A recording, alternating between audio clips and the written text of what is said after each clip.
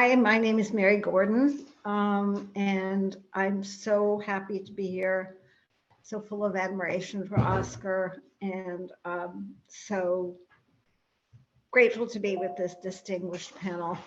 I think I'm probably here to to do the Catholic part because it occurs to me that at the time that Oscar and I were first writing, there were not, there still aren't, a lot of writers whose background was Catholic, but we were very different people. But I think we like to laugh together. We like to tell old stories, and I was a very great admirer of his work.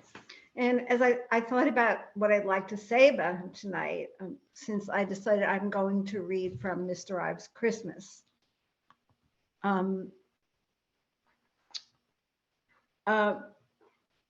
Two words planted themselves in my mind, both beginning with the letter M, mystic and master. And I thought about what Oscar's response would be if he heard me calling him a mystic. And I think he would laugh. And I think he would laugh that laugh of his that seemed brought up almost reluctantly from some distant, ragged place. Oscar Hijuelos took the very great risk, and was a very great risk indeed in the 90s, to write entirely without irony, a mystical vision. In a moment of pure clarity that he would always remember, he began to feel euphoric, all the world's goodness, as it were, spinning around him. At the same time, he began to feel certain physical sensations. The sidewalk under him lifting ever so slightly, and the avenue dense with holiday traffic fluttering like an immense carpet and growing wider and stretching onward as if it would continue to do so forever, an ever-expanding river of life.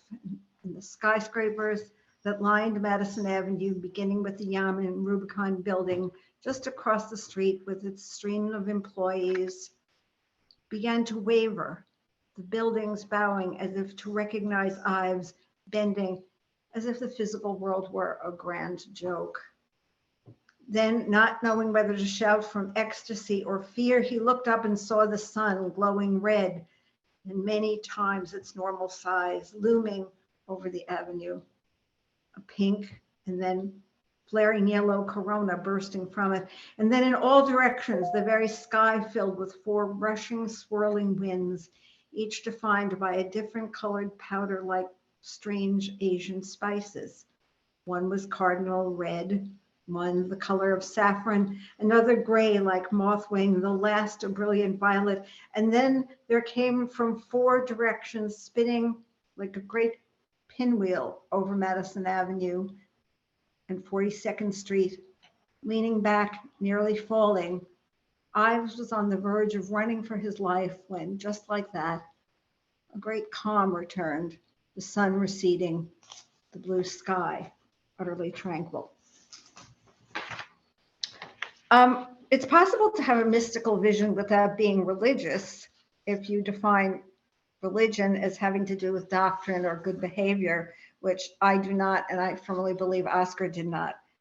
But the source and texture of both Edward Ives' mystical vision and Oscar Hijuelos is inextricably linked to the imagery and sensibility of Catholicism. Whatever bad there is to say about Catholicism, and there's a lot, it is at its heart incarnational. That is to say, rooted in a belief that Jesus was both God and human, both flesh and spirit, and that to separate the two is a betrayal of Christianity itself. So the power of the passage I have just read stems from the vividness and richness of the physical world that his language invokes. If it was courageous in the 90s when irony was king to portray mystical vision, it was no less courageous to present a leading character as a good person. I thought of the good characters in fiction, Dostoevsky's Prince Mishkin, Henry James' Isabel Archer, Kate Croy, Virginia Woolf's Mrs. Ramsay, Willa Cather's Antonia. And it occurred to me that Edward Ives has stood out among them in his enjoyment of the physical world, particularly his enjoyment of sex. Like other good characters in literature, Edward suffers and must endure, but unlike them, he has a history of physical pleasure. His is a goodness that is fully embodied. And among the great joys of Hijuelos' prose is his habit of listing, in their treasured particularity, a variety of objects and phenomena, from the parishioners at Christmas Mass to the contents of the office of a friend who creates images for billboards. And at the very end of the novel, in the midst of Ives' dream or vision of what he would buy his dead son for Christmas, a list of toy soldiers. Among the many wonderful examples of striking physical images, I was particularly struck by his description of Luis and his wife Carmen after Luis has returned from a bout of infidelity.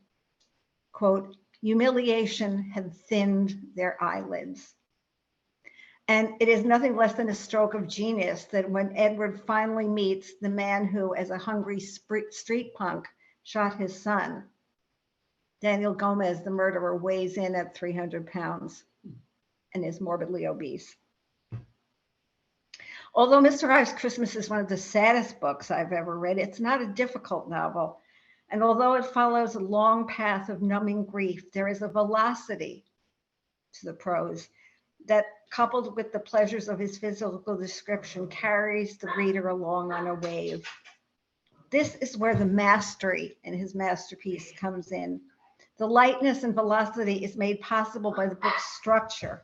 It is written in a series of short takes, little chapters or chapterlets, each of them complete in itself, but flowing organically from the church scene at the beginning to the church scene at the end.